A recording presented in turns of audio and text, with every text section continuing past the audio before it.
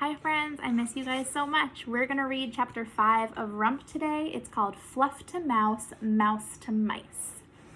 The next rations day, Red and I walked home together from the mill. We hugged our ration sacks to us, the promise of fresh bread still inside them. I wanted to ask Red more about her granny and the things she had said to me, but I didn't dare, not with the way she'd reacted when I said her granny was strange. Sometimes little things could make Red steaming mad. I just couldn't tell what those little things might be. That's the danger with Red. Unpredictable. Suddenly, Red groaned, and I looked up to see a tall, skinny man leaning against a tree, a giant sack flung over his shoulder. "Kessler the peddler!" I shouted. The man turned toward me, flipped his hat off his head, and bowed. His bright orange hair stuck out in every direction. Kessler was the only person we ever saw from the kingdom besides the tax collector. He came to the mountain to sell goods from the kingdom. Colorful threads, clay pots, and wooden spoons. Sometimes he had gold, likely from our mines, molded into rings and bracelets and chains. How funny that we dug up all that gold, but we could never afford to buy it back. But I wasn't interested in gold, and the thing I most wanted to see from Kessler wasn't in his old patched-up sack. "Children," chimed Kessler. He looked around to see if we were alone, then whispered, "Come for a spell? An enchantment?" "Magic!" I stepped forward, but Red grabbed my shirt collar and hauled me back. "Of course not," spat Red.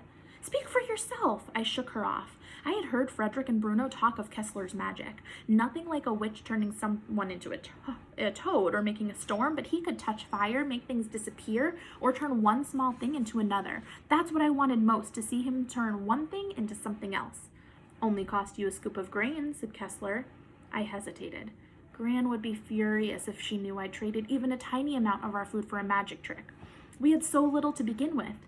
Besides, she didn't approve of magic. I shook my head and stepped back.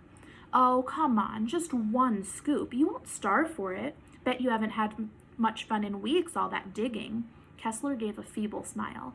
Suddenly I saw the hunger in his eyes, how hollow and sharp his cheeks were.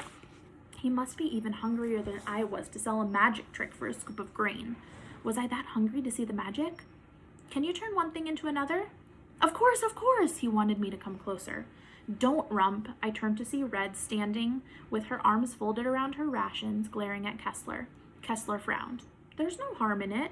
"Says who?" asked Red. She suddenly looked very motherly.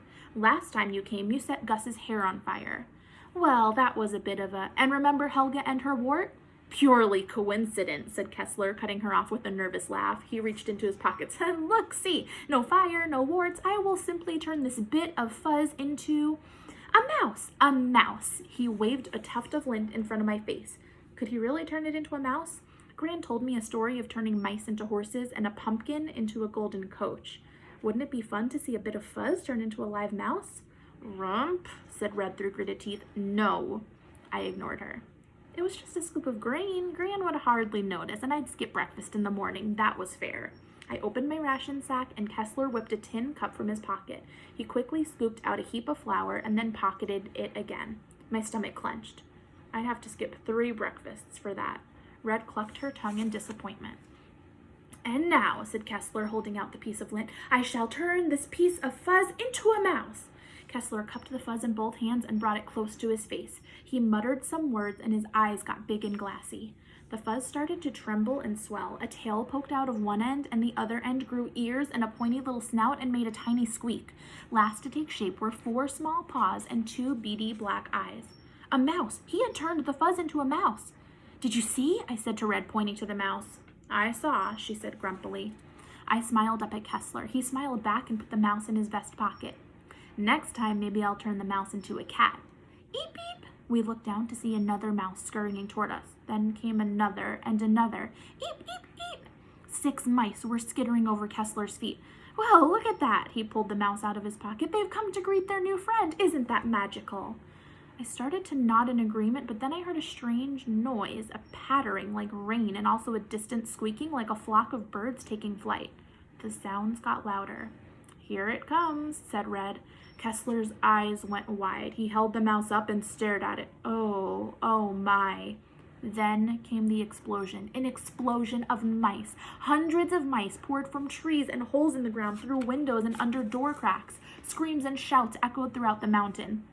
Something crashed in a nearby cottage, and a man threw open the door and fled with a dozen mice squeaking at his heels. The mice converged and ran toward us. I scrambled up a nearby tree and wrapped my legs around it.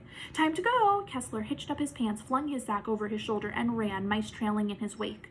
Red laughed and shook her head. That fool, he still hasn't learned to stay away from magic. He'd be safer playing with fire. But Kessler only does small tricks. What's wrong with that? All magic has consequences, Rump. Even small magic can have big consequences.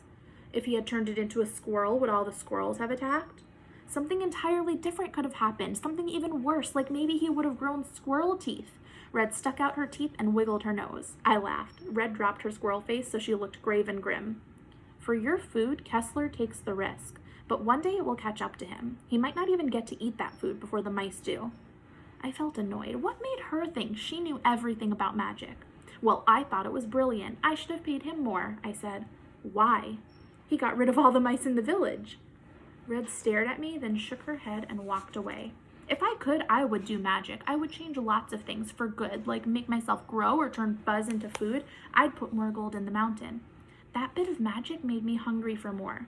More magic, more transformation, and not from Kessler. I wanted magic all my own. How bad could the consequences be? That's the end of chapter 5. We'll read chapter 6 tomorrow.